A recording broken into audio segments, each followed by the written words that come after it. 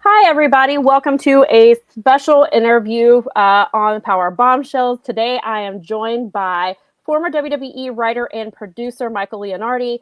We have a lot to talk about today, so we are going to dive right on into it. Talk to obviously everybody who is here, our wrestling fans. How did you get into wrestling, and how did you decide that you wanted to try your hand at writing and producing in the wrestling industry? Yeah, for sure. So from a really, really young age, I knew that I wanted to tell stories through film and television. And that happened for me when I remember it very distinctly. I was 40 years old. I was living in California at the time. And at home, started watching Star Wars. I had two older brothers, Star Wars, Empire Strikes Back, stuff like that.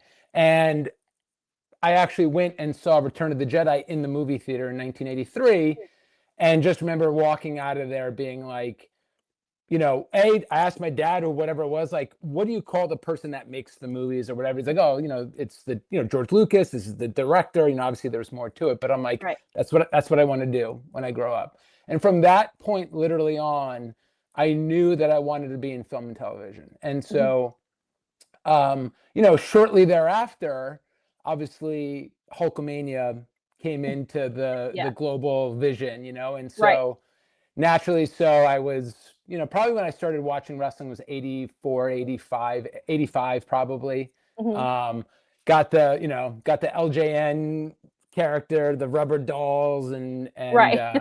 all the stuff. I was hooked like every other kid my age at that time. So Yeah. quickly thereafter, pro wrestling became a huge love of mine. And like a lot of other people as well, when we got into like the early 90s, started to drop off a little bit. I was also Hmm. going through my teenage years, a lot of Right. other things going on at that time that drew my interest. So, but I always loved, doing film and TV stuff. I would make movies with my friends when I was younger in high school.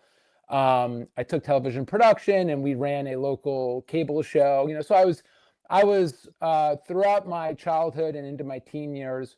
Um, I was always still focused on being in film and television. Through college, I got a degree in film and television from the University of Maryland, Independent Studies. Did internships, things of that Mhm. nature. Right. And actually, it was in college when I got back into wrestling, and this was the Attitude Era, right? So Right. the Attitude Era drew so many of us back into Of wrestling, course. or new fans, right? So Yeah. it Right. was it was so hot back then, and so I really, really, really, ramped up. And as I started getting near the end of my college career, looking at where wanted to work and what I wanted to do. I lived in New York City at the time. My parents lived there, so I came back home. And I even remember I put when it was like really exciting, right? When WWE bought out WCW. That was in the spring of Yes. 2001. Hmm. And one of the cool things is, the Invasion poster came out Right. not too long thereafter. And I Hmm. remember I put that poster on my screensaver on my computer in college. I'm like, my goal was to be working for the company by the time Invasion hit, which was in July of 2001. Wow. So I was very hell bent on trying to work for WWE. And another reason too is like in film and television, obviously the majority, not the majority, but the majority of the more entertainment based, the film studios and things of that nature are on the West Coast. And I Right. certainly had thought about that. At one point, my father, my family, like my father's side is all Italian native. Like they all still Hmm. live in Italy, except for my father. I spent a year abroad there or a semester abroad, and there's a big studio in Rome. I even thought about staying Oh, in wow. Italy in this place Yeah. called Cinecittà. So I was very much like, hey, I want to do this, but I also had roots in New York, so I didn't. I was trying to find something in New York. I'd done some internships with CBS Sports and CBS News with Dan Rather, but TV in that sense, like news was kind of boring to me. Yeah. Uh, I wanted to work for, I wanted to do something in Yeah. entertainment. Um, so long story short, I actually got a job out of college in a temp to permanent position with Miramax Films in New York City, because Miramax had offices in New York City. Right. So I was really super lucky for that. And it's interestingly enough, and I'm sure we'll talk a bit about this, but about workplace culture Right. and certainly the culture in WWE. Funny enough, my first job was at Miramax Films when it was being run by, oh gosh, what's his name now? The head of Miramax, who came under fire for all the Me Too movement and stuff like that. Harvey Weinstein. Harvey Weinstein, right? So Oh my God. my first boss was Harvey Weinstein, Wow. and although I didn't interact with him, but it Yeah. was funny as a 21-year-old kid who was just pumped to be in doing what he loved in Right. film. Man, you could really truly cut the tension with a knife at that point. Mm, I could pick up on that for as obtuse as I was as that age, as a young right. kid.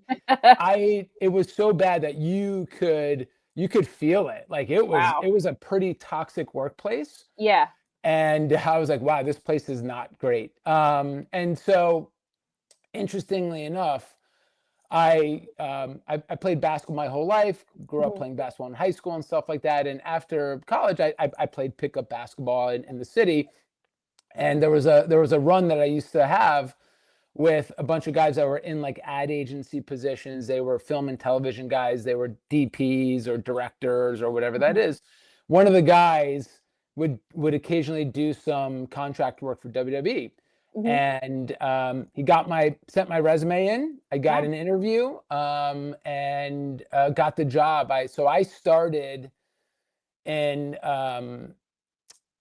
I started the day after King of the Ring, Oh, okay. when Booker T came in. He debuted and threw Austin through a table. I started the Right. next day, so which is the end of June. Wow. And again, being a fan, obviously, and also getting into that vocation of film and television, it was absolutely a dream job. Absolutely. Yeah. Um, Sure. so and I was incredibly lucky that my boss, so I got hired as a production assistant in what was called the on-air promotions Mhm. department at the studio, at the Mhm. television studio. And my boss was this guy, Dave Sahadi, who has bounced around since WWE. He worked for a long time for TNA. I think he did some stuff with MLW and stuff like. Right. And he was one of the best bosses I've ever had in my entire life. Like he absolutely shielded us from Yeah. some of the culture you saw, Right. obviously with Vince and then Kevin Dunn and then Dave was there. So, but as a fan, I mean, that's how I got started. It was like every other kid in the 80s, Yeah. totally blew us away, and to this day, obviously still love pro wrestling. Yeah, and so like you've talked a little bit about your path, like obviously into WWE. So like once you got your foot in the door, kind of walk us through like how that was and like how you moved up and things like that, and then talk some about the the workplace culture that you had to deal with. Yeah, for sure. So Oh, started at was it 120 Hamilton, which was the TV studio. So everybody kind of thinks about the towers, which is sure. no longer occupied, but Right.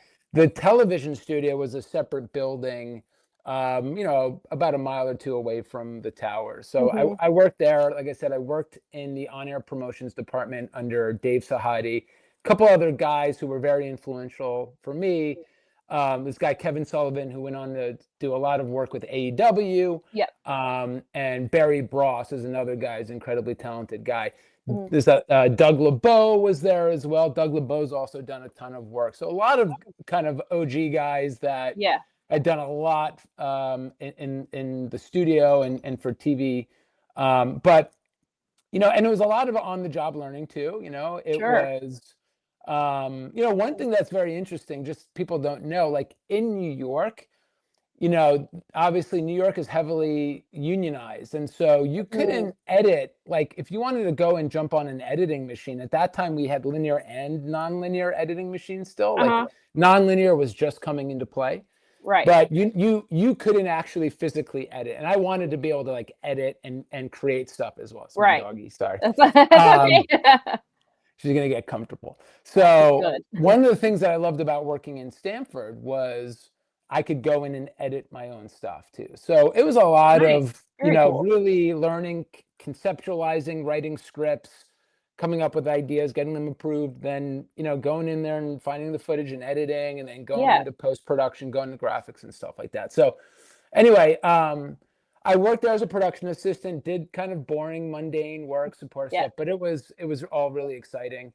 And then, the on-air promotions department, I was really lucky because we got to do like really fun projects. So the on-air promotions department was really responsible for a bunch of different things. One thing was anytime there was like an upcoming pay-per-view, uh, we would produce the promotional video for that pay-per-view. Now, Okay. back in the day, when it was all pay-per-view, you would have to give them a video like months and months out. Like I'm Yeah. talking maybe 3 months, Wow.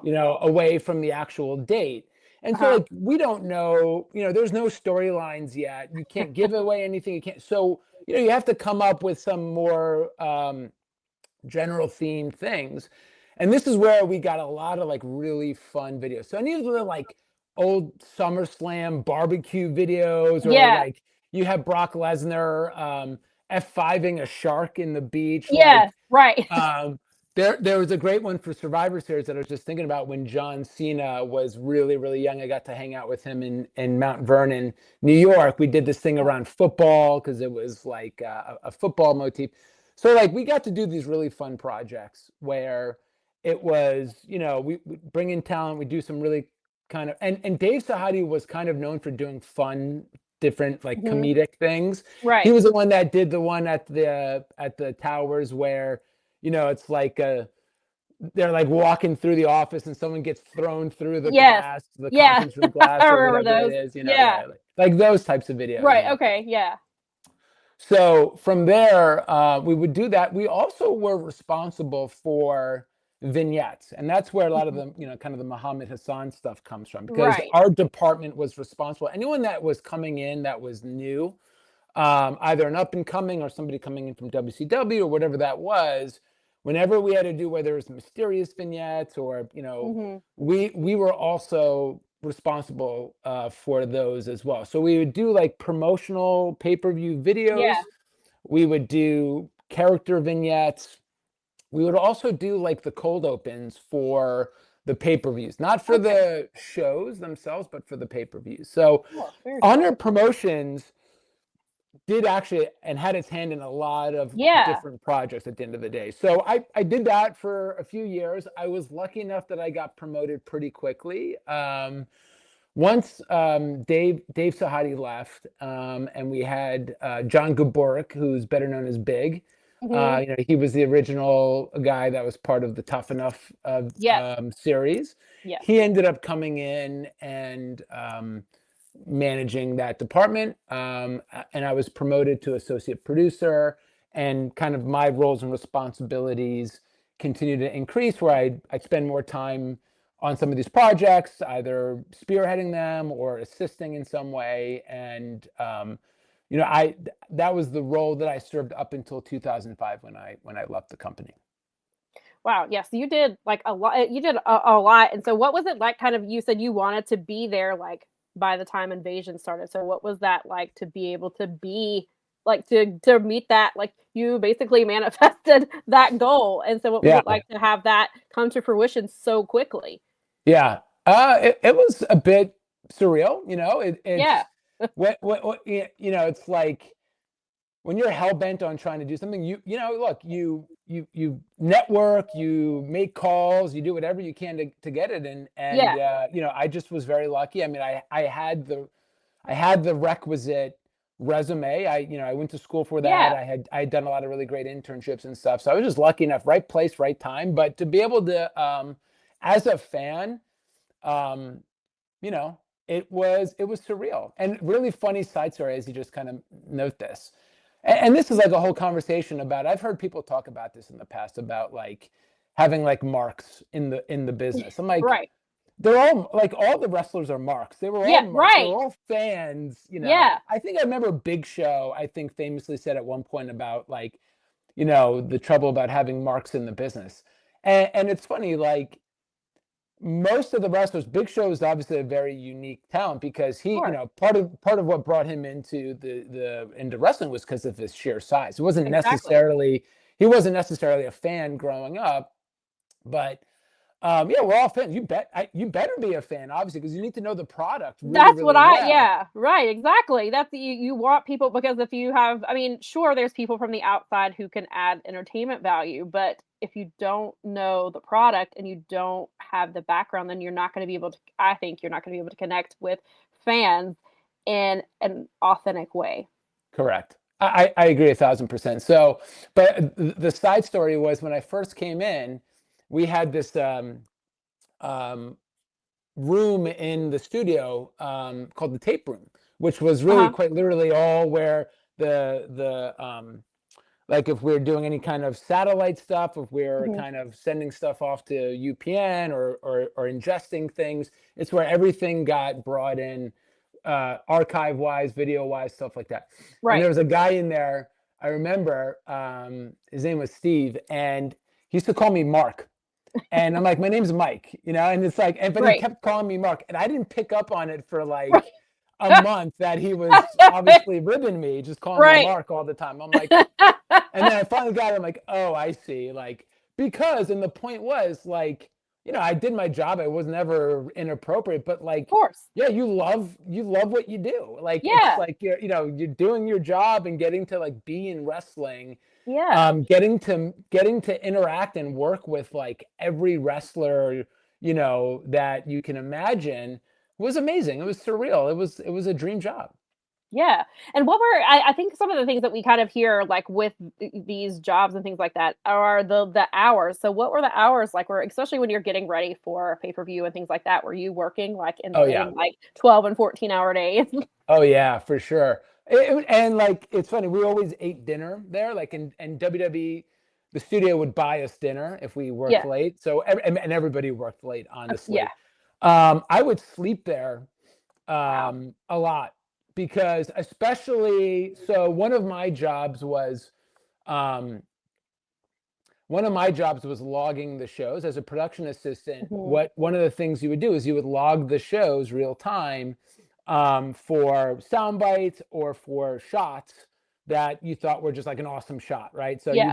I literally had to be there with a pen and pad for 2-3 hours and just Right. literally write the time code and write the shot. Yeah. And and so I would oftentimes, when it was Raw, the show ended at 11. I Mhm. lived in New York City at the time, so like commuting back and then, parking, getting to bed, and then just getting back up and getting back to work. I'm like, I'm Right. just gonna sleep here. So Yeah. there was a little known, it was there was a not a secret, but in the studio they had a place for makeup, like when people came in, because we had a Yeah. studio. People would come in, and so there was a makeup artist there on Right. call, who wonderful woman, um, and it just so happened there was like a little room off of the makeup room that had a bed, a Mhm. TV, and a bathroom with a shower, and Wow. so we knew there's certain days we knew when like Chris Lawler, who's an amazing, amazing producer. He was the head of SmackDown. He was the SmackDown producer. He would sleep there because when the tapes came back on Tuesdays, he'd work all night, right? So Right. we knew like there's certain days you don't take the room because Chris needed it or somebody else Right. needed it. But Right. yeah, when I could, I would sleep there. Um, I'd sleep at Monday night and then, bring my stuff, shower, and then just I'd be ready for work in the morning. So, but yeah, we'd Wow. work. I'd say we average probably 60, like 60 hours more or less. It was Wow. about 12-hour days for the most Yeah. part, but Yeah. it was fun. I mean, like for most of us, it was enjoyable stuff. So if you love Right. what you do, Right. it's not that bad. So Yeah, that's good. yeah. Do you have like a favorite story that you worked on or a favorite vignette or any like package or anything like that? Oh man. Um, well, I want to say, first of all, there's so many talented people that don't get like acknowledged, in my Right. opinion, in the studio. Like there were Sure. so many amazing people. Um, And the reason why I say this is one of the things I'll tell you that I didn't work on this one, but I'll share a couple that I did work on. But like Adam Panucci, he was the head producer for Raw. He's still there. Adam is an amazing person. Chris Waller, as I mentioned before, so Mhm. talented. Heather Mitchell did a lot of the home videos. Rob Sanguina, Chris Argento was the audio engineer who had done any video you've seen that you love. Like he put his hands on it. Yeah. Just so many talented individuals there that did such great work. One of my favorite videos still to this day was the package that Adam did, which is the Rock Austin WrestleMania 17 Oh yeah. video with Right. the Limp Bizkit My Way. It's still one of my Yeah. favorite packages. Yeah. That's a Uh, good one. but in terms of my favorite stuff that I worked on, I would say that my favorite project was WrestleMania 21 vignettes. So this was when WrestleMania Goes Hollywood. So this is where Yeah. we recreated all Right. these famous kind of Hollywood scenes. Hmm. And so I worked on. I was given the opportunity to fly down. We flew down to Tampa, and we filmed over the course of a couple of days. We filmed two of those in the same studio. So we did the Basic Instinct one with Stacy Keibler, Chris Jericho, Christian, Chris Benoit. And the other one, which was probably my favorite, was the Pulp Fiction one with Eddie Guerrero Yeah. and Booker T, which Yeah. was my absolute favorite. And so got to spend a lot of time with all those guys. I remember at the time getting to meet Eddie's family, his wife at the time, Vicky, obviously, and his Yeah. daughters and stuff. It was just fun. It was, it was a unique Yeah. project. And Right. I edited those. I ended up editing those myself. And just, it was a really fun project. Yeah, and I think that's a project that a lot of people still remember too. Like it was Yeah. such a cool thing that yeah, like you said, because the Goes Hollywood and just taking the movies and adding in wrestling, which obviously we're seeing a lot more of that, even continued still, and so that kind Yeah. of like that. So I think I think that's why it's probably so memorable because it was one of the first, and Yeah. they were so much fun and they were really well done. Yeah. Yeah, Barry Bross was the main producer on all those. uh, And like I said, I was lucky enough that he let me tag along to getting out of Stanford. Like I didn't fly very often to the shows at the yeah. time. So being able to get out and go do something different was super fun. Oh yeah, I bet so. Yeah, especially and then getting to work like one-on-one with a talent like that, that Yeah, seems like it would be, especially as a wrestling fan, that's, a exactly. really cool thing to do. And so obviously a lot of people are probably familiar with the Rolling Stone article that came out where it talked Yeah. to about, it talked to various writers for WWE and obviously a lot of topics that came up. And I think most people who did read it, they know about the Muhammad Hassan storyline. And then there was also, I believe you were also involved in the storyline with Pac, who was at the time was Neville, about some things that he had to say. So Yeah. for the people who may not remember that, can you kind of touch on that a little bit? Yeah, sure. Yeah. So two very different roles I Yeah, played at the time, right? So sure. I'll address Muhammad Hassan first. So Okay. yeah, kind of as I mentioned, obviously our department was responsible for the vignettes. Right. So at the time, Barry Bross is again who was Hmm. what I would say my mentor and my kind of more immediate boss. He was tasked with producing the Muhammad Hassan vignettes, and I forget how many we did eventually, maybe like 4 or 5 or something like Hmm. that. And so I was part of those vignettes. I was there as an assistant, associate producer, whatever, and helped out. I don't remember if I edited any of it or not. I was actually in it. I'm the TSA agent in one of them. Wow. If you go back and you see the bald guy that's like patting him down, that's me. Little Easter egg. But so, you know, it was, and I think obviously the Dark Side of the Ring. I was asked to be on that and kind of tell that story a little bit more in depth and Yeah. be a small part of it. And I thought it was a very accurate depiction of kind of what happened. Like in the beginning, the character was great. I thought the character, again, I mean, Vince was always the one to try and have this kind of foreign heel type thing. And we've seen that throughout the decades. Right. This was like a different twist on that. You know what I mean? It's like, okay, but he's an American, and he was obviously, preaching about the, how, anti-Islamic or anti-Arab the culture was at the time because of obviously what was going on Right. overseas and everything. So I thought the actual concept was great in the beginning. I think everyone did. I think everyone felt like this was a cool, way to, really grab some heat. And clearly, like, he got to work with legends, and it really did. It got to a point where, as people know, this, the character started to get more and more extreme. It started to get more and more stereotypical. Right. They brought in the henchmen and started, and that whole episode with Taker and everything else like that.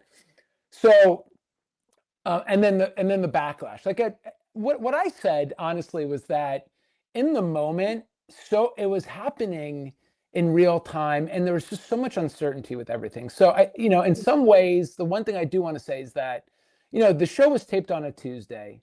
It's edited, right? So the way that it works is the show gets taped on a Tuesday. The tapes fly back Tuesday night into early Wednesday morning. Sometimes they come back on the jet, or most likely whatever, depending. But usually if they can hitch a ride back on the jet, they come back, that night or whatever that is next morning. They get the tapes. Chris Lawler and the team, they get the tapes and they get to work. And, Taz came in, and whoever, you have to do audio pickup. Like, it literally, they will work from Wednesday morning or whatever it is, all the way through to usually Thursday morning, Thursday afternoon, and they'll work through the night. Wow. And then they've got to send the tapes off to UPN to air on Thursday night. So the turnaround is really, really quick. Yeah. And so, when all that happened, I think there was just a lot of uncertainty. They weren't sure what to do. And, like if it was a really major tragic thing, in the sense that not saying it wasn't tragic, but if it was so big, they would have figured out something, in my opinion. Maybe they would have cut it out and done something else, but they made the call and it was what it was, right? It was a tough call to make. But what I think bothered me was thereafter, like the week after that, it really, you could see it kind of blew up. And, there was a lot of pressure to be like, I know, I think UPN said he couldn't be on screen or whatever that was. Wow. And it just felt very much like we were, like real human lives were lost. Like this was a really big deal, and we're kind of leaning into it more. And so I was given the, so again, as part of our department, we would do the commercials for the pay-per-view. So like I mentioned before, when we were 3 months out, we didn't know what the storylines were. It would be this like generic thing. Sure. When we did know the storylines, we would then produce, a 30-second spot or 60-second spot highlighting one of the matches. So for that event, usually there's probably about three commercials we'll make, 3 matches that we want to highlight, more or less, right? Right. And so I was assigned the Undertaker Muhammad Hassan one. And I was just like, man, I don't want to be associated with this. This is wrong. This is bullshit. This is whatever, where I think we're taking it too far. And I said, look, I kind of just was like, I'm not going to do it. I'm sorry. Like, give me another package. I'll do something else. I don't want to do this one. Right. And they did. They gave me Eddie Ray. Which was awesome, which Dominic was in it. This is when they were kind of going around whether Dominic was Eddie's kid or not. It's like, which is so cool now, right? Because, how great that Dominic is doing. Yeah. But they gave me that. So I ended up producing that one. But then I was demoted. And I was not, I'll tell you this too, when John Gabor came in, it was a pretty big adjustment for all of us, I think. And so I think I got along with Big, but I didn't love his management style, and I was young too, to be honest. I mean, Big's a good guy, And so I was probably a little also already like a little fed up with some of the stuff that was going on. And there was a lot Sure. of other things I'm not going to get into. Right. So part of that also was like, not only was I fed up, but I was like, I was just like, I'm not doing this. I'm sorry. Yeah. Give me something else. I got demoted. And to me at that point, I felt like, you know, this wasn't anything that came down from Vince. Vince had no idea in that sense, right? I don't even think Katie did. This was probably within our department. And I was Okay. like, you know what? I'm not good with this, whatever. And then eventually, once that happened, I got demoted. Mm-hmm. And then, once UPN came down and, um, basically put all this pressure and they killed the story. And Yeah. then I was reinstated. I was like, you know what? Fuck you guys. Like, Right. it's not how you treat people. Right. Like, this Yeah. is not leadership. This is not like whatever. Well, it's okay now that they said it. When I brought it up, it's like I got like Right. officially they're like, yeah, it's insubordination. I'm like, really? Okay. I mean, I said I do something else, it's just Right. so anyway, I just at the time, as much as I loved, it was one of the most painful things, honestly, because I loved the Sure. business so much. I Right. loved the company so much. I was not like anti WWE in any way. I was just I just thought they made really some poor choices and I didn't want to be a part of it. But I loved Sure. the company. I loved the people I Yeah. worked with. I loved everything. So, but I just felt like working under Big, I don't think he was going to go anywhere for a long time, and kind of seeing the way things were being handled. I'm like, I don't want to work for that type of person or in Yeah. that environment. And I didn't see Sure. any other way out. Um, One thing though that's interesting I wanted to bring up is that I was actually during that time I had interviewed for a writer's job as Mhm. well. Okay. Um, it was right in the early, I think it was beginning of '03. I interviewed with Stephanie. I then got another interview I interviewed all the way to the end. I went through multiple interviews, interviewed with the writing team. And I ended up losing out to Dave Lagana, who ended up going on and having a really long career there. And Right. Dave and I are friends, Yeah. but it was pretty cool. So at that point, I really knew I wanted to continue doing that. I wanted to write, I wanted to Yeah. produce, and so when I left, I didn't feel like I was done with WWE. I think it was like I leaving, but like at some point in time, I wanted to try and interview for something or come back in some other capacity later in Right. life. Right.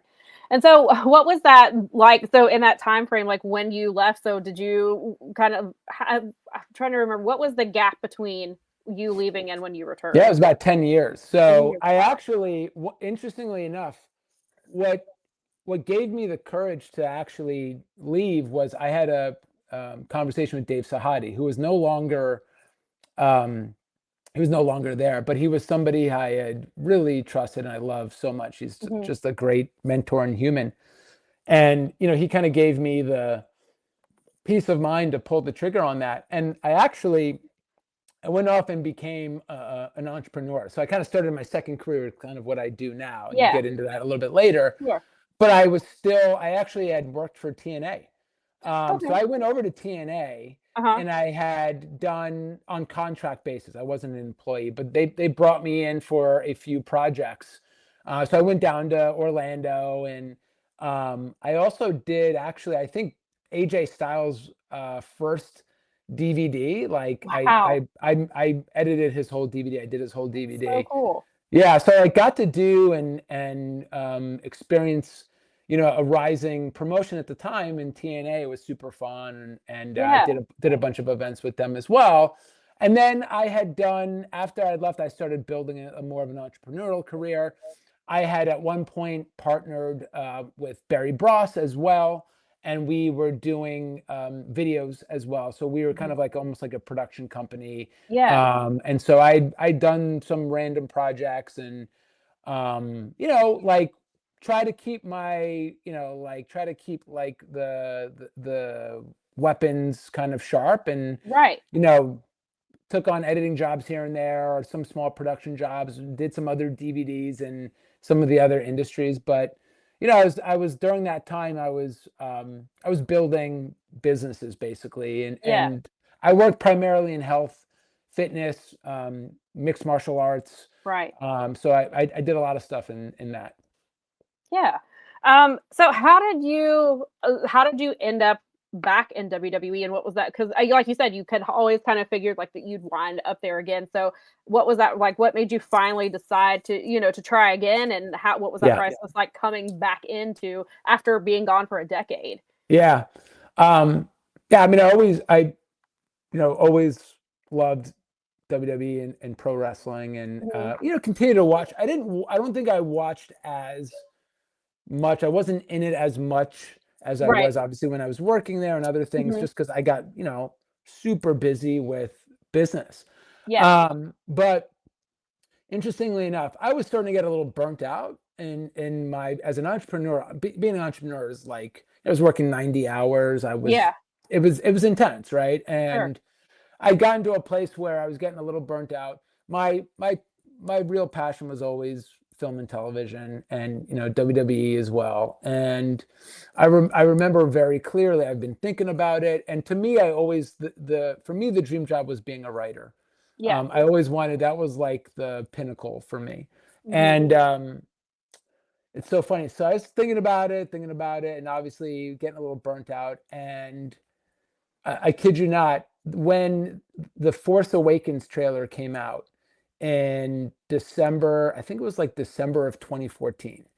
Mhm. Um, I don't know. Something was just like, for me, I was like, I'm like, this is what I want to do. Like, this is what I Yeah. want to do with my life. I want to get Right. back into it. This is what Mhm. I always said I wanted to do.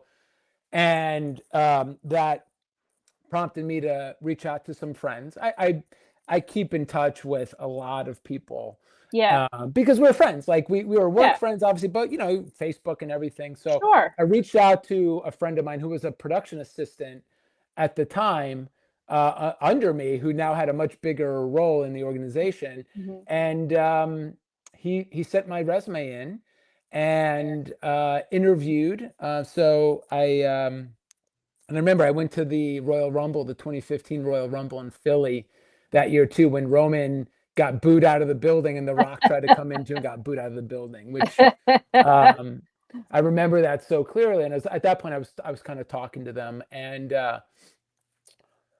interviewed with. So I had to write a treatment. I basically what they had me do was they wanted me to write what I would do with the storylines. What would the finishes be, and what Uh-huh. would be the storylines for the next 3 months post Wow. WrestleMania 31. So I remember writing that. I still have that. And then I interviewed with Dave Kapoor and Ed Mhm. Koskey, and obviously also interviewed with Yes. HR and stuff like that. Mhm. And at first they told me that they had found somebody else, for the job, but they wanted to stay in touch. And then like 2 weeks later, they're like, we want to hire you. And Wow. what had happened is one of the guys, so the guy that they gave the job to was Jimmy Uh-huh. Jacobs. Oh. So Chris Scoville, who's one of my favorite people in the world. He's Yeah. an awesome individual. So Chris got the job. He came in like right after WrestleMania. Mhm. Um, and then this other guy, Carey, who was one of the writers and backstage producers, ended up, I guess, resigning. And Mhm. so another position came up very shortly Okay. Yeah, yeah. thereafter, and then they hired me. So I started in like April of after WrestleMania 31, like April of 2015. And you were there for how long after that when that stint? I was there from April to like end of January of 2016. So Okay. 10 months basically. Okay. Yeah. Yeah. And so what kind of like what other stories can you share from your time in WWE, and and can you shed a light on like what it was like working with Vince McMahon? And we did kind of talk about workplace culture back in the beginning, but like can you touch on, Yeah. some of that as well? Yeah, absolutely. So, the writer's room, and I don't know how much people know or don't know, and obviously things have changed over the years, so the Sure. formats and everything are different. But I can Yeah. give you an overview of like what a typical week was Yeah. like, stuff like that. So, for at the time, and all this has changed, I'm sure. At the time, they had two crews. They had the home crew and they had Mhm. the road crew. And so the home crew were a group of writers that never left the writer's room. They stayed in Stanford. They worked on stories and other things, and they never traveled. And then you had another section of writers that would then travel as well to the locations, and they would write and produce the shows, right? And when I say produce, I mean produce either basically there was two kind of things. It was either in-ring segments, and so they're writing and producing and working with the producers there, and then there's everything backstage. So interviews, locker room, just hallway, like anything like that. So the way that it worked is, let me think about. So, and obviously at the time there was no split rosters. It was really a B show. Raw was absolutely the A show, and then SmackDown was the B show at the time. And so what would happen is, let's say once SmackDown was over, people flew back. Wednesday they'd be already prepping for the next week. So Wednesday they'd already be in the writer's room. They'd be coming up with some of the stories and ideas, and they'd start to usually one of the things that we do is they'd start to put together all the segments. So that you'd always have up on the board seg 1 through seg 16, right? And the 10 polls were always seg 1, 6, 11, and 16. Those were the top of the hour segments that. So that would always start starting to formulate on the board. Wednesdays, the road crew would not be there because we were flying back home at that point in time. By the time we got home, wherever it is, there's no way you're getting into the office. Thursdays, everybody was there, and Thursdays we're going through, the upcoming show. If there was a pay-per-view as well, we're talking about stories, we're talking about matchups, we're talking about a lot of things, a lot of ideas. It's interesting that people who don't know, like, the amount of stuff that actually gets discussed that never makes it and sees the light of day. I can imagine. Like 99%, 98% of what is actually discussed in the writer's room. Really awesome ideas, fun stuff. They used to call it mental masturbation, because you would just like talk about all these things, like, and some were great ideas, and then you have to realize it's got to get through like 10 different filters before it actually makes it, to the screen. But we'd be a lot of that time talking about it, but we'd really start to hone in on the upcoming Raw, that following week. And then typically what would happen on those Thursdays was very, very, very late at night, a group of guys, usually it's Ed Koskey, Dave Kapoor, and then they would usually bring with them a couple of writers. They'd go meet with Vince in Vince's office. And sometimes that meeting wouldn't start till, midnight. Sometimes it just depended on when Vince was available, but like literally you'd just be sitting around waiting. Not everybody would. At some point in time, like, you knew who was going to be there for that meeting, and then everyone else would go home. But that meeting, they would talk about the upcoming show. They'd pitch Vince like the first version of the show, so to speak, get feedback. But then they'd also talk long-term projects. And that was always a question I think people have to understand. It's like, where do we go from here? Like, so if this is what we're going to do, where's it going to go? Like, where are we going to, right? And so you had to think about that. For as much as people wonder, like, they would attempt some form of long-term storytelling, but it was really hard because people get injured, things happen. Like, so it's a moving, evolving process always. So a lot of that stuff would be discussed too, up there. So that was Thursday. And now keep in mind, like, you think about, like, not only us coming up with stuff, but then obviously there's talent that are having conversations with Vince or with whoever else that would make those ideas would make their way to, let's say, Ed Koskey, somebody, so that we start planning and things. So it wasn't just everything we were coming up with. Obviously, some of the more influential talent who had a say in what they wanted, those ideas would make their way into the pot as well. And then Friday we worked from home, typically, at least the road people did. And we would just have to wait to get our assignment. So what would happen is we would then, once Thursday happened, then they'd start writing the show, like Friday morning, and we'd get assigned, everybody would get assigned, for the most part, a segment.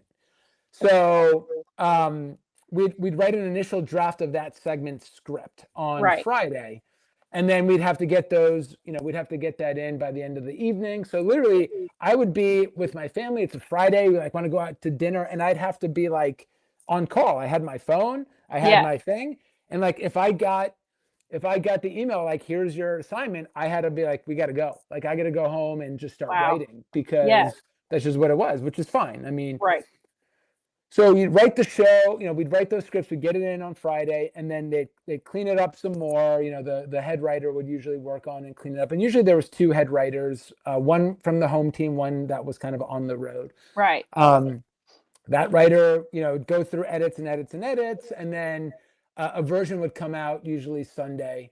And then, Monday when we hit Raw, we'd have our production meeting, we'd go through it, it would get a ton of edits, and then more edits, and then more edits, and then we'd go into production, right? We'd go in and start shooting stuff, pre-tapes, things of that nature.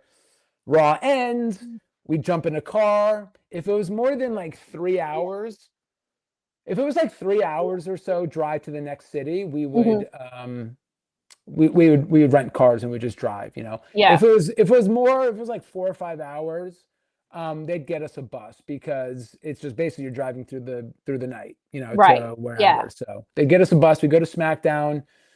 Sometimes Vince wasn't there for SmackDown. He would fly home, and it's like tells you what he kind of thought of it sometimes, I guess. Like and he also probably were giving, this is when Triple H started, taking the reins on those shows. Brian James would be the person who kind of led those meetings sometimes. And the dynamic was so different. The culture, and I can talk about that in a bit. But same thing with SmackDown.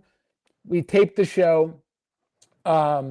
Usually at that time we had a little bit of time. We'd grab a bite to eat after the show somewhere, and then jump on a plane the next morning, Wednesday morning, and go back home. And that was a week essentially. Wow. Yeah. Would have been a lot. Yeah. So, sounds like a lot of hurry up and waiting type of thing.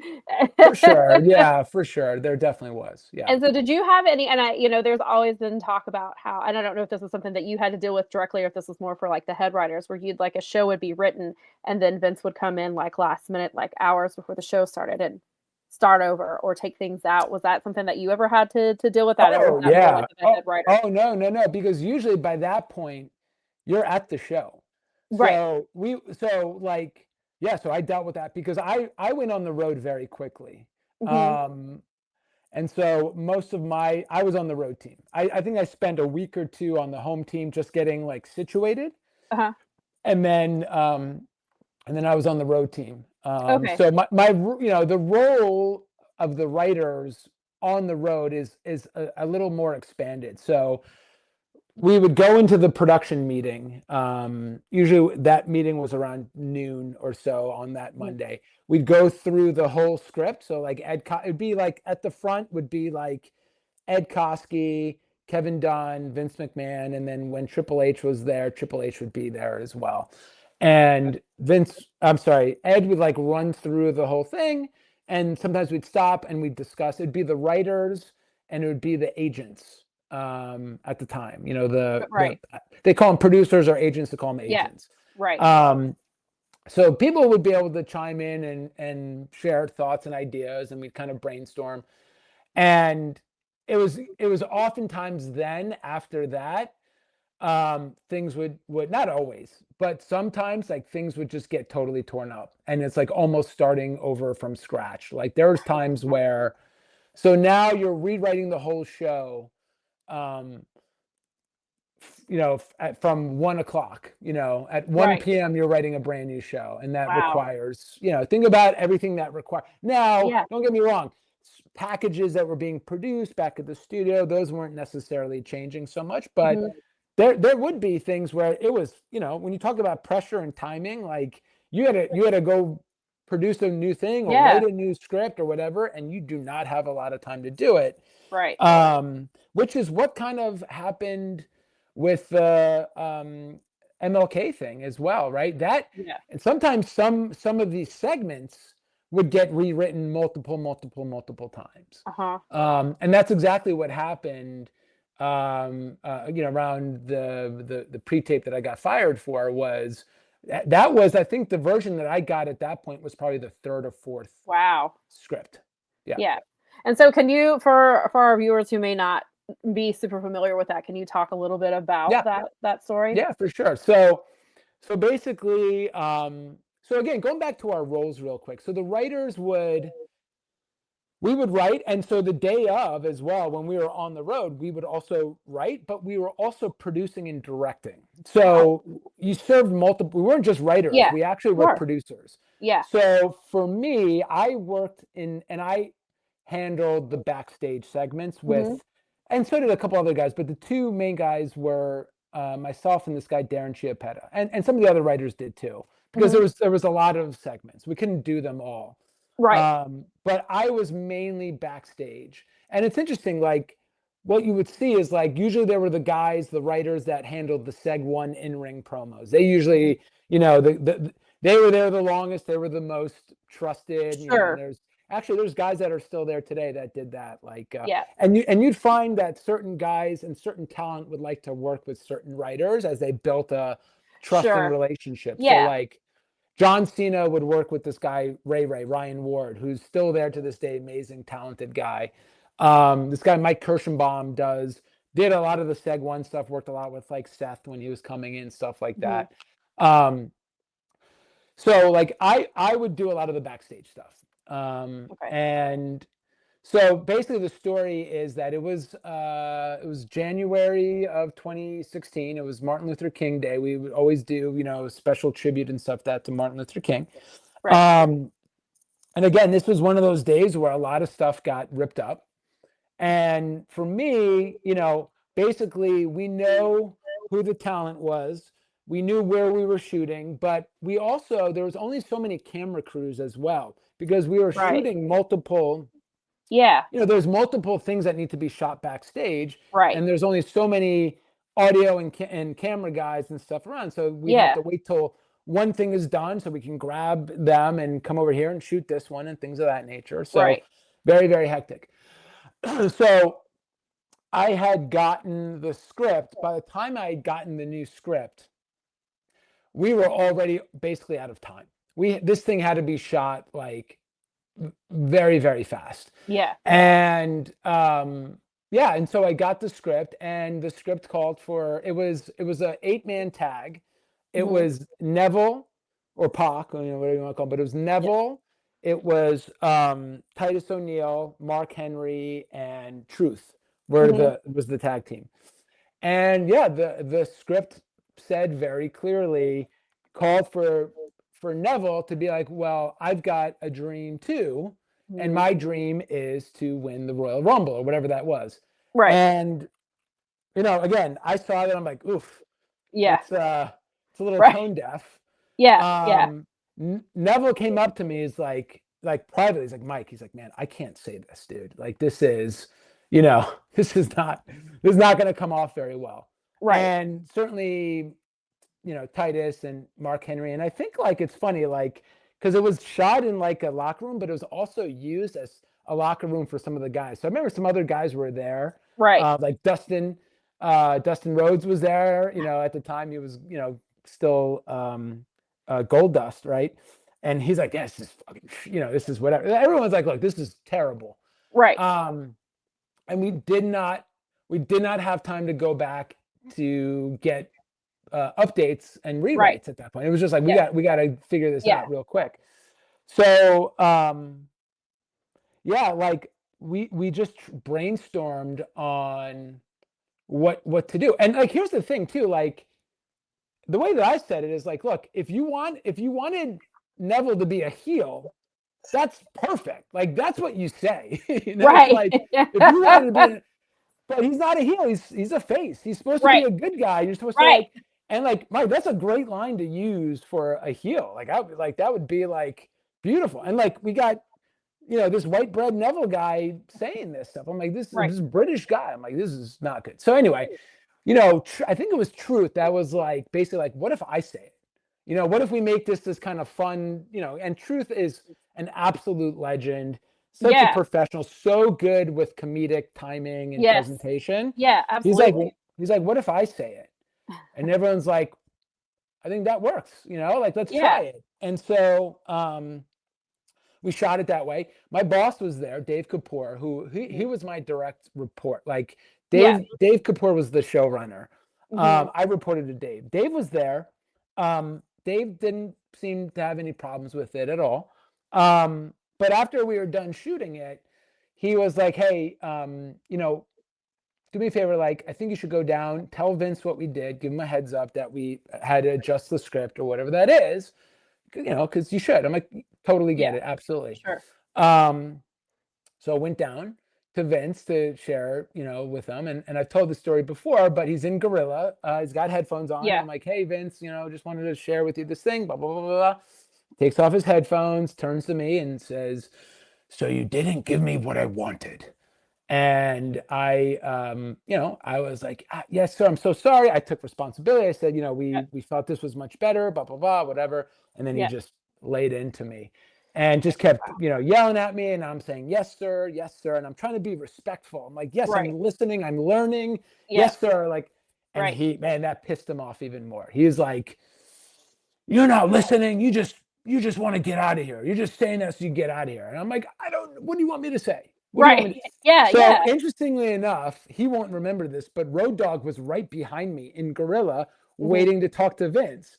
And after he's done just torching me, Yeah. I turn to walk out, and Road Dogg is like smiling, laughing. He's like, what do you do? Like, in the Yeah. way that he knows he's been there before. He's Sure. been like, we've Right. all been there Of before. It's course. like, Yeah. what do you do, right? What do you So do? Yeah. I went back to Dave and told him what happened. He was giving me some words of advice and things of that nature.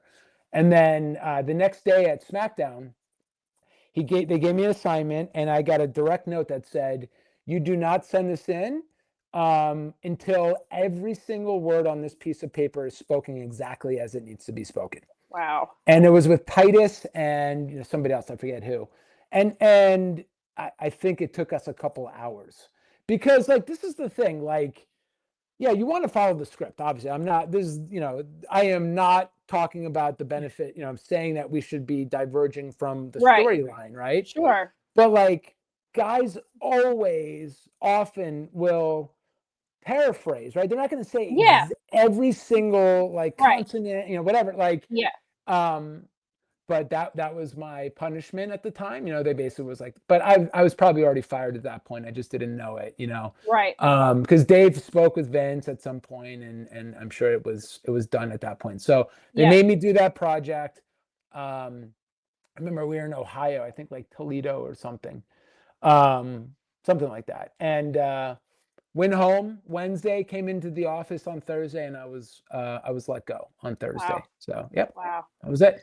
Yeah. Yeah, that's it's a really tough thing to I can only imagine to have to deal with that. And then so is this did you have that a lot with obviously not that thing specifically, but like with talent who like you come to them with these scripts and they're like, "Well, we want to do this." Like is that something that you had to navigate a Yeah, lot? um, yes and no. It was normal practice, and it was encouraged because it Mhm. was collaborative, and Mhm. and I, like, and I think honestly, and I can't say this for sure, but the more experience, the more time a talent was there, the more say they had in their stuff, right? So Sure. when we did get our scripts, like after the first version, whatever, after that, Mhm. after our meeting, we go back, we make edits, and we have like our first real draft. The Yeah. way that it worked is you then I'd get assigned whatever segments I got assigned. Mhm. I'd get the script. So like I didn't write. I almost never wrote the scripts that I ended up producing that day. I Okay. would just be given. Sometimes I did, but not always. So like Right. you may write a segment, but you're not necessarily producing that Oh, segment. So okay. yeah, so it wasn't like you didn't always like produce the segments you wrote. It just wasn't. It Gotcha. didn't work that way. Okay. But you would. after the first draft came out, after our meetings, you would Mhm. then go to, like we had a producer, so we had to go to the talent, share them the script, talk to them about it, make sure they were cool with it. If they weren't, then, they'd have some thoughts or feedback, depending on how, important it was or whatever. You would then, go back and then get approvals from Vince or whatever that is, and get Right. feedback and get, and then the scripts would get tweaked a little bit. We weren't messing with major beats Right. or, Yeah. things in the story, but, little nuanced lines and things of that nature. So they Sure. did have say in those things, certainly in the Mhm. beginning with new talent. Yeah. They didn't speak up as much because they just, they wanted to be a good, kind of soldier and a good Right. employee or whatever and do it. Yeah. And I had a lot of that. Like, obviously, for me or for anyone else, like, that's just the way that it was. You would come in and you'd be given the lower card talent type of stuff. Or, Mhm. interesting for me, I came in at a very interesting time, is when you had Sami Zayn debut, you had Kevin Owens debut. Mhm. I was there when Becky Lynch and Charlotte and what's her name came in the same day too. Tasha. Sasha Banks. And so I worked a lot with them. I worked a lot with the females. And so, yeah, like I would get the kind of newer talent or some of the segments that were not the tent pole segments at the time. And then Right. obviously over time you prove yourself, you get better assignments, or you'd work with more people. And Yeah. that was probably the one thing I tell you about Vince. And I think one of the other reasons why I got fired is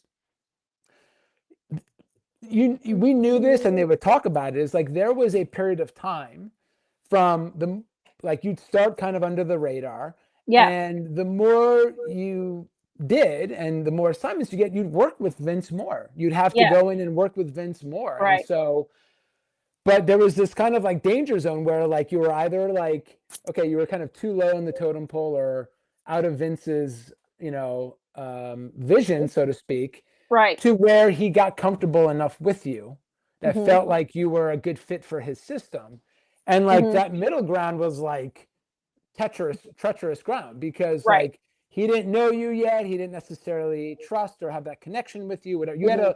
you had to prove to him that you could fit within his system and do things Right. the way he wanted things done, right? Right. And like, if you got there and if he trusted you, right, and you had a good relationship, then like you could get chewed out and still keep your job, right? Because Right. there was like a certain level there. But I had Sure. never gotten there. I was still new. I was just really starting to work with him a little bit more.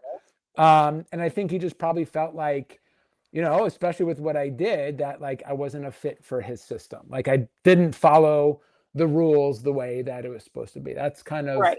what I interpreted. And you mentioned that on some of these meetings that it would be Triple H that would be there instead of Vince. Can you talk about kind of like their styles and Oh how yeah. that worked, and how that did it make it harder having to switch back and forth, but kind of between what they expected?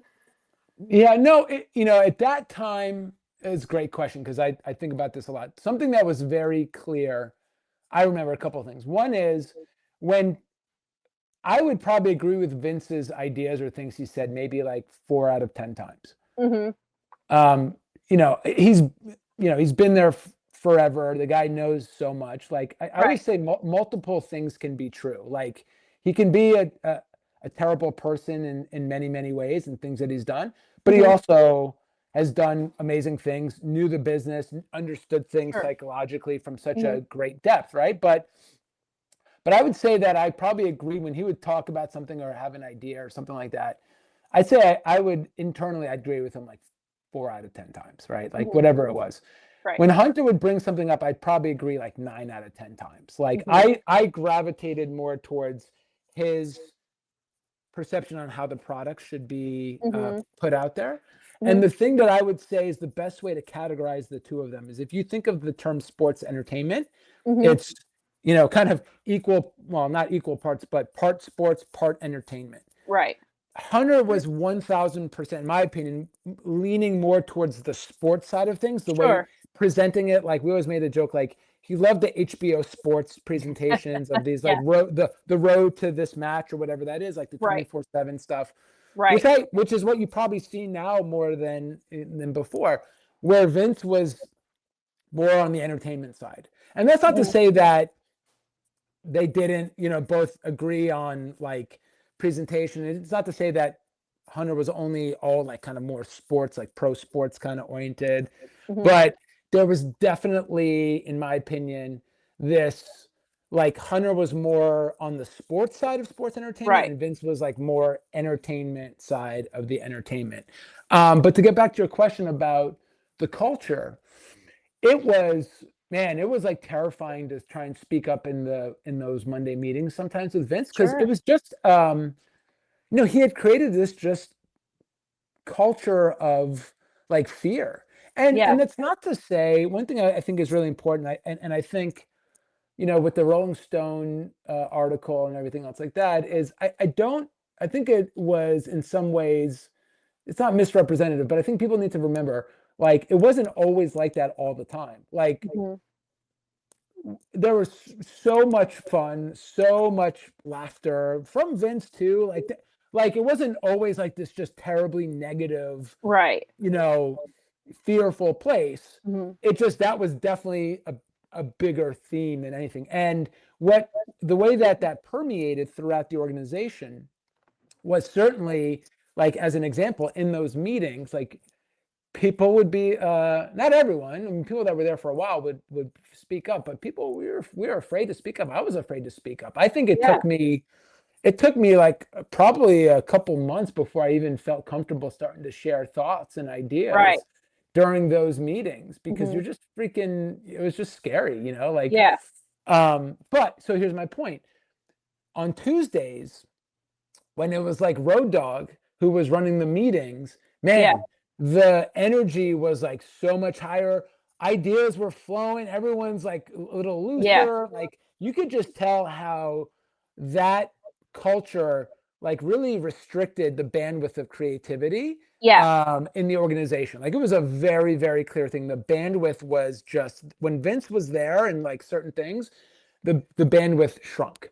When it Yeah. was like Hunter or, certainly Road Dogg, because Road Dogg is very like, he was really awesome guy, very fun, very like easy to talk to. So people just Mhm. felt more relaxed, and the Yeah. conversations opened up. And so it was a very clear difference from my perspective just in Yeah. those meetings. And then Mhm. like that would permeate, like in the writers' room. I remember when I first came in, some of the guys were assholes. Like some of Yeah. the other writers who were there were Right. not very nice. And to be honest, I think they're nice guys. I just think they were so like, it was just, that's just the feeling in the room, was very much this kind of, not always on edge, but like there was Mhm. this protective layer of fear, anxiety, I don't know, whatever you want to Yeah. call it, that I think impacted people. And then even in the studio, when I was back in the day, you Yeah. saw that like KD certainly had the same similar mentality as Vince, Yeah. so that came into the studio as well. But then the further away you got from that in terms of management levels, Mhm.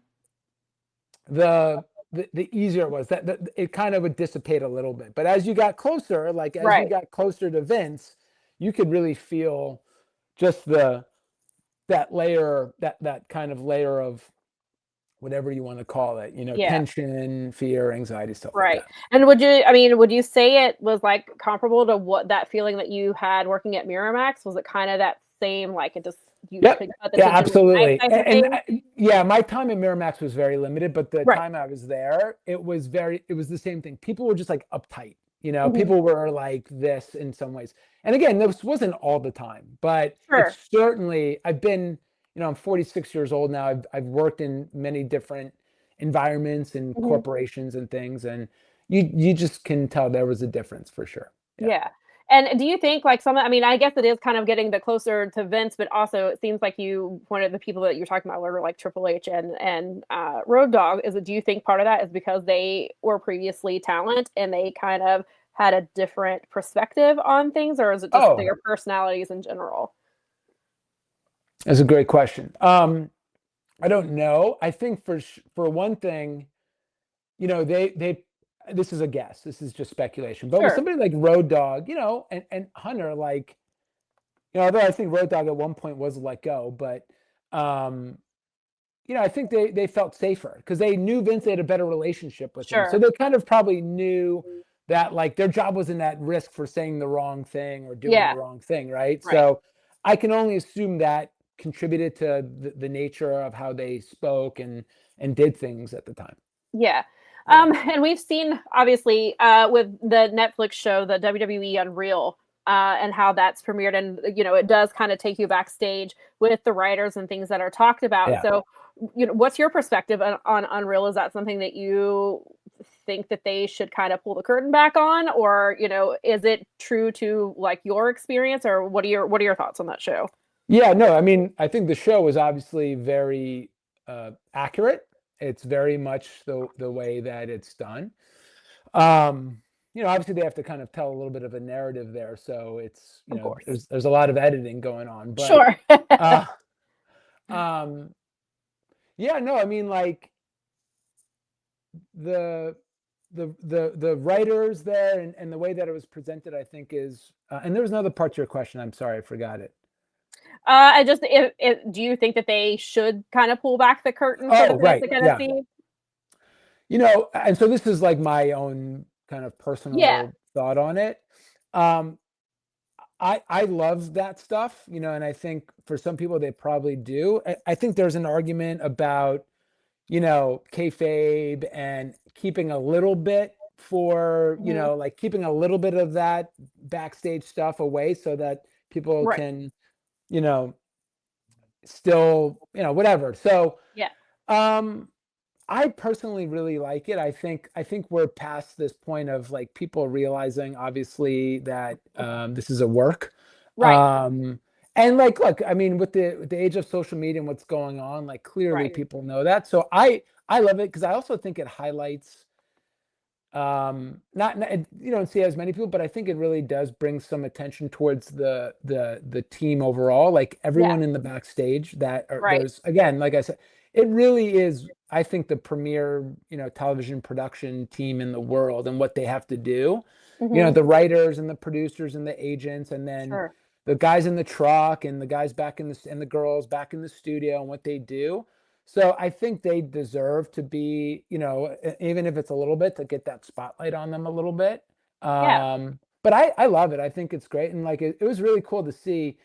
There's a lot of guys that are still there from when I was there that Yeah. are Mhm. really talented guys. So like Ed Koski's been there since, I think Ed's been there for about 25 years now, Yeah. which is, So. to be able to sit that close to Vince and still be working there will tell you a lot about Ed in terms of his talents. Mhm. Um, I mentioned Mike Kirschenbaum, he's still there as well. I saw Ryan Ward, who was John Cena, worked a lot with John Cena. Mhm. Um, John Swakata was a writer's assistant when I was there. John Backstrom started as a writer's assistant when I was there. He's still there too. Mhm. A lot of these guys are still there and really are doing a lot of great work. And like they get shit on. Everybody, the writers do get shit on, and I get it. Like that's a whole Yeah. nother conversation about, you Yeah. know, but there's a lot that people don't know, and Sure. I think it's important to understand what the process really looks like, and Mhm. who do you ultimately put blame on for these things. Mhm. Ultimately, there's a term that Jimmy Jacobs used to say all the time when he's like he would preface what he's about to say. He would say, "Well, if it was my show, this is what I would do." Right? We Right. always say like, "Well, if it was my show, this is Right. what I would do." Right? Yeah. Not your Yeah. show. It was Vince's show, Right. and Exactly.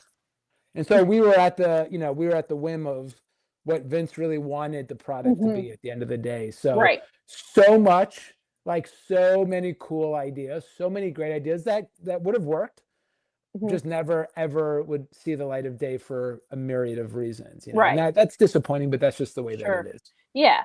And one of the things I wanted to talk about, and I had already thought of this question before, and then obviously Friday marked 5 years since the passing of Brody Lee, but obviously he was Luke Harper first, and then he went to AEW, and he developed this Mr. Brody Lee character that some people had, thought had similarities to Vince with the, things where like you can't sneeze in front of him, you can't sit down before he does, and these things like that. So what was kind of like your reaction to seeing that kind of play out and kind of just maybe kind of a little bit of a rib at Vince? Yeah.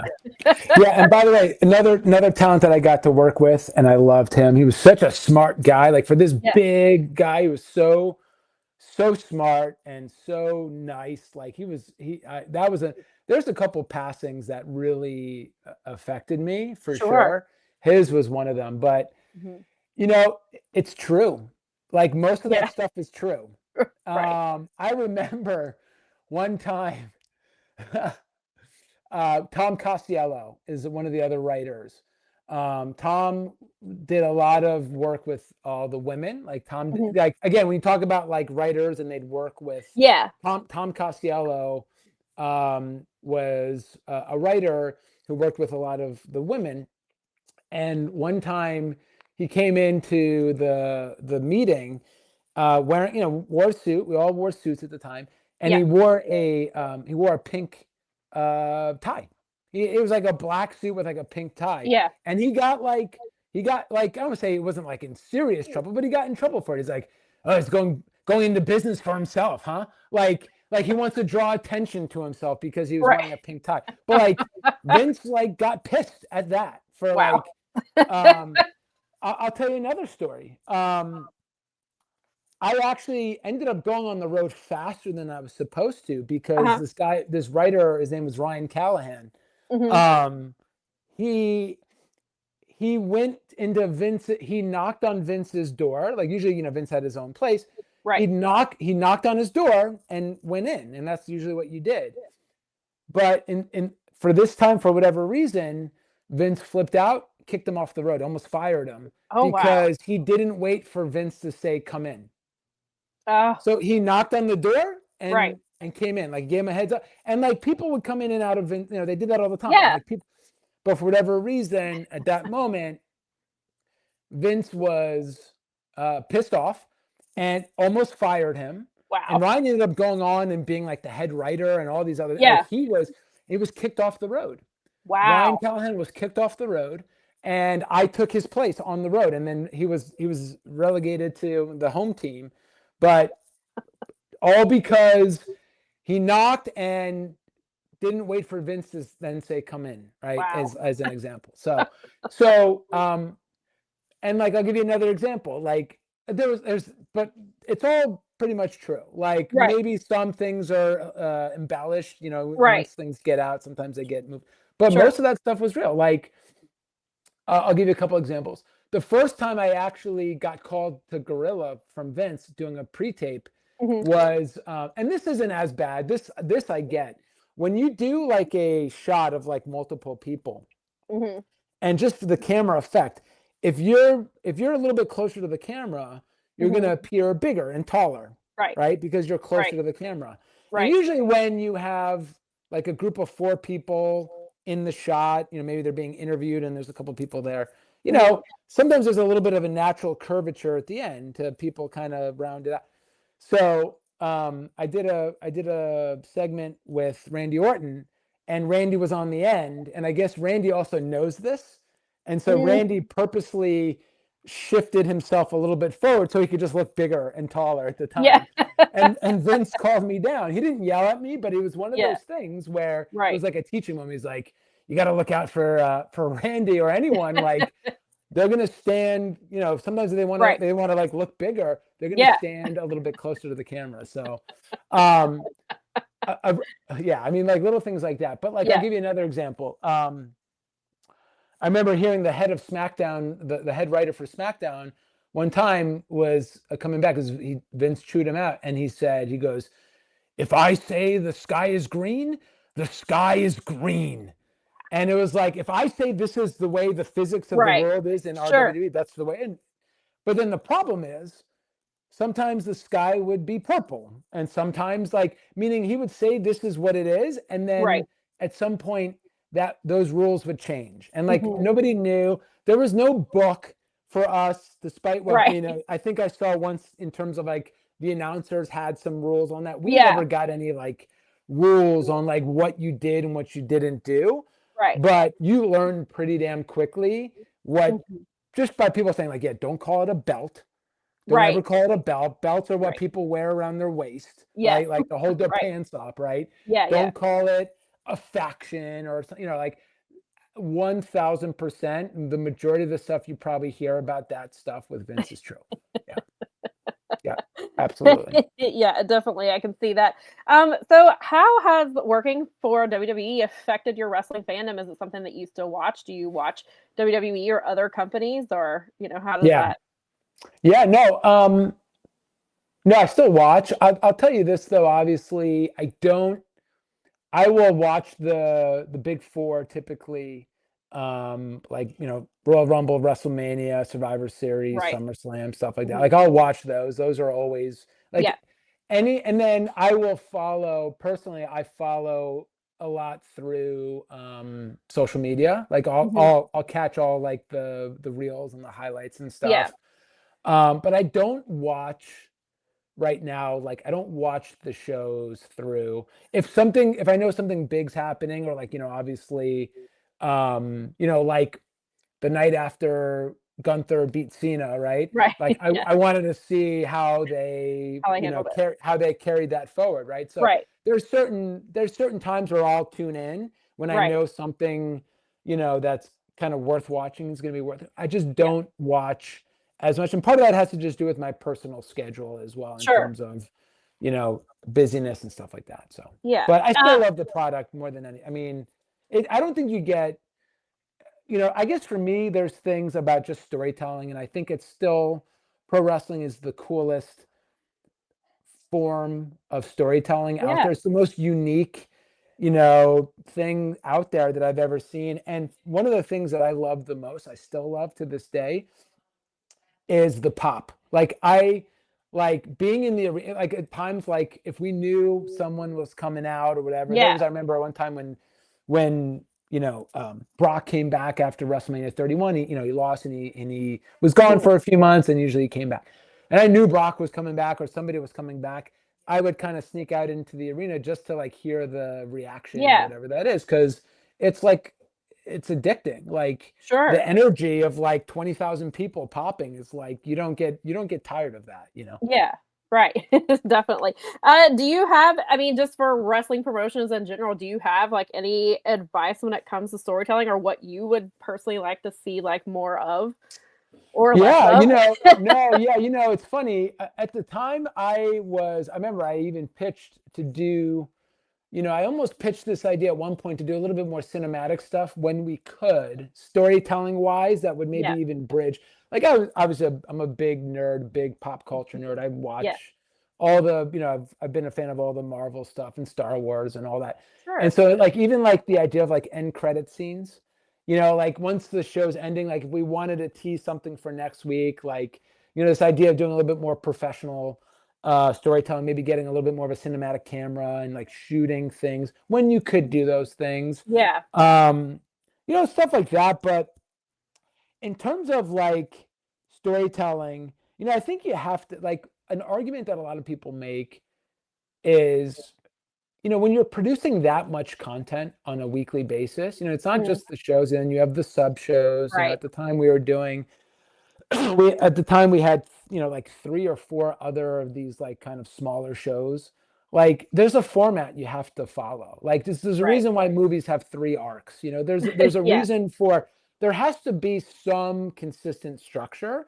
So you have Right. to try and fit within those things. But like Right. also we would love the idea of unpredictability. Like things I'd love obviously when things, mystery things or a little bit longer form storytelling, obviously building towards something Right. was always exciting. And like I'd always want to do that when we could, but I also understood that if things got too hectic and too much, then it loses some of its value, right? It's the reason Right. why sometimes when you had a top guy or like Brock, where he was really a main event attraction, you didn't have him every day because over time it would lose its luster. So Hmm. there's definitely has to be this sweet spot of the formula and using the formula to tell these stories, and then finding the times when you can make things and throw out some twist or swerve or surprise or things of that nature. Yeah. I always loved factions as a way to also elevate talent. I Yeah. was always a fan of that in the Attitude Era. There was a lot of factions, Right. and I always lean more that because it gave younger talent more screen time. It allowed them to get the rub a bit more too in terms of being around, these other talents. And it just made it more fun. I think that always, so like I always kind of lean towards some of these more faction wars and things as ways to tell these fun stories and also like elevate talent, like bring these Yeah. other talent. And you've seen how well that's played off with, and I think they've gone back to that. There's a lot of factions now in Yeah. the past couple of years, and it's like, look at the bloodline story. Like how many, and Right. that was a thing that Roman said, like part of this is their family to elevate Jey Uso and Jimmy and Right. Solo and like all these other guys. Like, Right. so I've always kind of been a fan of having the groups and the factions as well. Yeah, and so if there's anybody who's watching this and they want to, they're aspiring writers or they want to get in the wrestling business, what kind of advice do you have for them? Yeah, so I mean, certainly getting a writer's position, probably the best route you can go is, I mean, obviously experience is incredibly. You have to know the product. So obviously Right. you've got to know the product really, really well. And you have to. My dog might bark here. I That's apologize. okay. Not a problem. um, Yeah, there she goes. You have to, but like experience, so you say, well, how do I get experience as a writer? Well, like not everyone just gets a writer's job. So, Sure. or an assistant, usually the assistant writing position is one Mhm. where they usually are going to hire somebody who's Right. pretty darn young, um, not too far out of school, that has some internships or some experience. Usually it still comes back to television production. It's Mhm. still, because even the writer's position is like, you're producing. You Yeah. still need to understand, Right. camera angles and lighting and just all the other elements that are tied to story. So I would always say just like get a degree in TV production or go get some certifications, intern where you can, like try to get whatever work you can in developing some kind of like working in media and like online Right. video media. And honestly too, like I hate to say it, but it is a lot of it is like networking. Like Yeah. I've always said that no matter what industry it is, like networking as much as you can um is like really critical too, as best as you Yeah. can. And that's tough. Absolutely. But I see Yeah. people that are out there that are, putting their own work out. Obviously now YouTube and things of that nature in Sure. terms of, but you got to do the work. Like you got to do the work. Right. You got to find the experience. You got to network. I think those are three things I would think off the top of my head. Definitely. And so you mentioned that during your time away from wrestling, that you were kind of doing some entrepreneurial stuff. So what is it that you're doing now? Yeah. So I've spent a lot of time and like I said, in healthcare and health and fitness, sports performance, sports Hmm. medicine. So I spent a lot of time. I worked in basically education and devices around sports performance and sports medicine. So we worked with, U.S. Olympic team and pro sports teams and all the major leagues. And Hmm. so I did a lot of stuff around that in terms of equipment and education that we would train physical therapists and strength coaches in as well. I eventually got a background in certification in strength training and online health coaching and stuff like that. But the thing that I do now, the venture I've been in now for the past about 8 or 9 years, is so I started training in Brazilian Jiu-Jitsu, Hmm. and actually, it's funny. I got into it because of Brock Lesnar originally. Oh, wow. So, and what I mean by that is not like he did anything specifically, but Yeah. um, when he went to the UFC, I was big, and then I'd done some projects with Brock and stuff, but Mhm. obviously the guy's a freak of a human in terms of Mhm. athletic ability. Mhm. And he fought Frank Mir at UFC 81, and that was, I think, in 2008. Mhm. And on the card was a guy by the name of Ricardo Almeida. Mhm. He was a fighter, he was a Brazilian jiu-jitsu practitioner, and he fought like and I'm watching it. It's like, oh, he's from Hamilton, New Jersey, which is a town next to me, Oh, and I'm like, okay. oh man, it's like, and I was Yeah. like thinking about it a little bit. So I from watching that, I saw that and decided to get into Brazilian jiu-jitsu, and so. Years and years later, I decided to start opening Brazilian Jiu-Jitsu academies, MMA gyms. So Oh, nice. I own a portfolio of Brazilian Jiu-Jitsu academies. We do like kickboxing, wrestling, just like Yeah. MMA stuff. Um, and then we have a nonprofit as well that we work with inner city kids. We try to bring Brazilian Jiu-Jitsu to inner city kids. We do like Very cool. anti-bullying things, and we do Yeah. stuff like that. And then I also do. I have a clientele, and I consult and coach for other jiu-jitsu academies as well. So I help out on the business side a bit, and so I do that as well. And then the cool thing about business and small businesses like mine is so much of our marketing now is it's all content. So I Yeah. get to produce videos and things of that Yeah. nature. So that kind of itches that scratches that itch a little bit for Right. me in terms of that. Yeah. So I'm involved in basically mixed martial arts and business consulting at this point in time. So. And so before we wrap up, is there anything that, we obviously discussed a range of topics. Is there anything that we didn't discuss that you want to talk about or bring up or mention? Yeah, I mean, overall, like I think, like I was saying, like, Vince was such a polarizing character, and I think, like I said, going back to some of the stuff that I was involved in with the Rolling Stones thing and everything else is Mhm. like, I always, how do you reconcile this, right? Like, and Mm, that was something for me that was, I spent a lot of time in understanding, like, yeah, multiple truths can be present. Like, sure. Vince, to me, he's like the godfather of modern wrestling. He's Mhm. done so much. He's created so much. He has a wealth of knowledge. Mhm. Um, but he was also a terrible leader, honestly. Like, great businessman, smart businessman, cutthroat. You can say. I mean, a lot of people have a lot of things to say about him, Mhm. but he was, like, so, like, multiple truths can be present, and like the Mhm. writers' room and the culture there. Like I said, there were some guys that were assholes in there, but like you Yeah. got to know them a little bit better. You found, we would, we'd go to the bar sometimes, and like you get to know these people, and they're all human, and they're just doing what they're Right. trying to survive and do their things as well. And like Sure. there was a lot of there's a lot of really talented people behind the scenes. Like and I know, like, from a fan perspective, I think that's something for me Yeah. that I have a unique viewpoint on, is that Sure. I've been a fan, and I've been the Right. person being like, what the hell are they doing? And then I've been in rooms and meetings that, a small handful of people on the planet are in. And Right.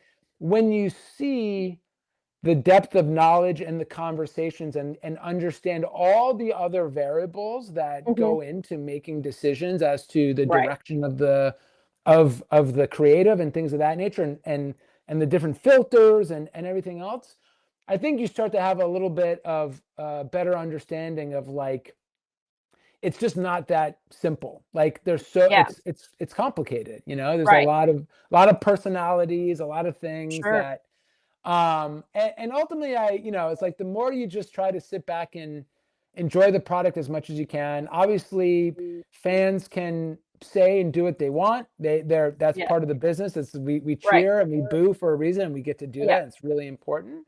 Right. But I think that the people behind the scenes, they get shit on a lot. And I think that it's when you do actually see what happens and who they are and their Yeah. intelligence levels and their knowledge of the product. And Right. like you change your tune a little bit. You'd be like, yeah, Yeah. these people, they know what they're talking about. There are other forces at play Right. that it's out of their control, you know. Yeah.